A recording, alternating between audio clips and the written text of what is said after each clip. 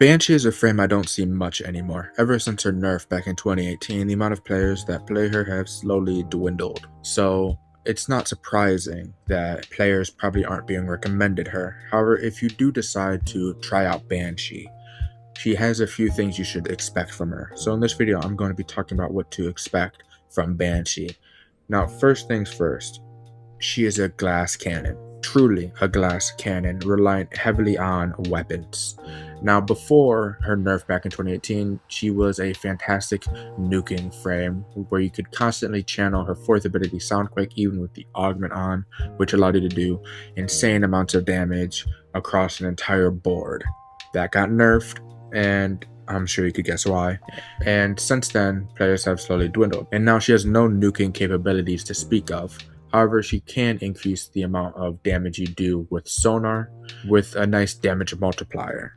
Now, in none of her abilities is there anything about survivability whatsoever. No damage reduction, no invulnerability periods, no damage redirection, not even a little bit of status nullifications. There is nothing. So her survivability relies solely on shield gating. However, that means she is just a true glass cannon. The moment you for a second stop moving, your fate will be similar to just this.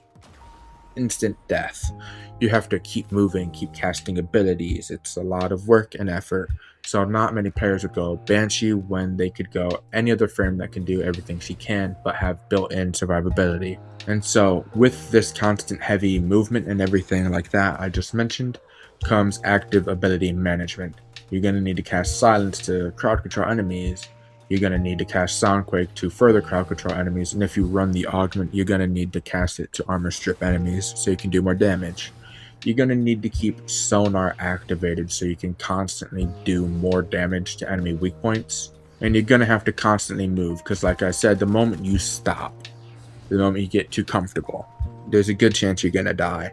That is why a lot of people would subsume her fourth ability for Gloom. Subsuming her fourth ability for Gloom would allow the enemies to be slowed down, for you to regain health, and for you to take full control over the battlefield around you, increasing her survivability by just a lot. So basically, she has a heavy reliance on movement, active ability management, insane weapon-focused gameplay, and no survivability to speak of. And on top of that, her fourth ability is completely outdated. However, there are good things about her. So far, I only mentioned pretty much negative things. However, she is still a good Warframe, a viable option to play even in Steel Path.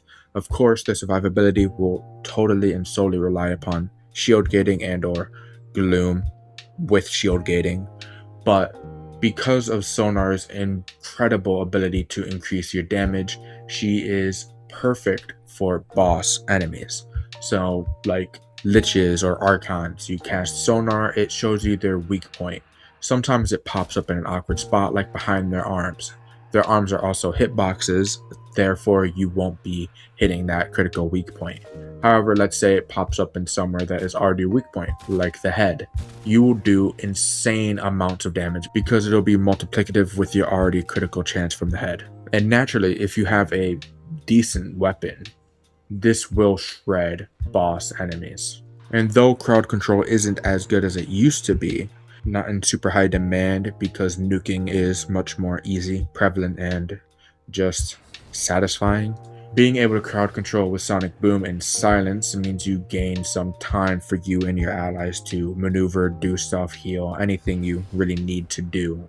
Usually it would be finding a different place to reposition yourself, especially as somebody as squishy as Banshee. Now, the kind of players that would prefer playing Banshee are those that like weapon-focused Warframes. If you like a weapon-focused Warframe, she is for you. If you like skill-based gameplay over simply tanking hits, she is definitely going to do that. She is definitely high risk, high reward, incredibly active, and she does support the team fantastically. However, she won't be for you if you want to be nearly unkillable, if you prefer ability spamming over weapon combat. She does have both, but her form of damage comes solely from weapons. So while she will be constantly casting abilities, it won't be to the level of Sevagoth, Noko, Caliban, Dante, Daggett, none of those frames. It's more about upkeep with her than anything else. And if you prefer a slow, relaxed, low maintenance gameplay, she is not for you either. Now, with that being said, that's pretty much just about it. Let me know what you think about Banshee. Like I said, she has pros and cons. She is an older Warframe. Most older Warframes don't have much in terms of survivability and are usually pretty augment dependent. Banshee herself is absolutely no different. However, I do believe that she's still a valid and viable Warframe that you should at least give a test to. And with that being said, until next time.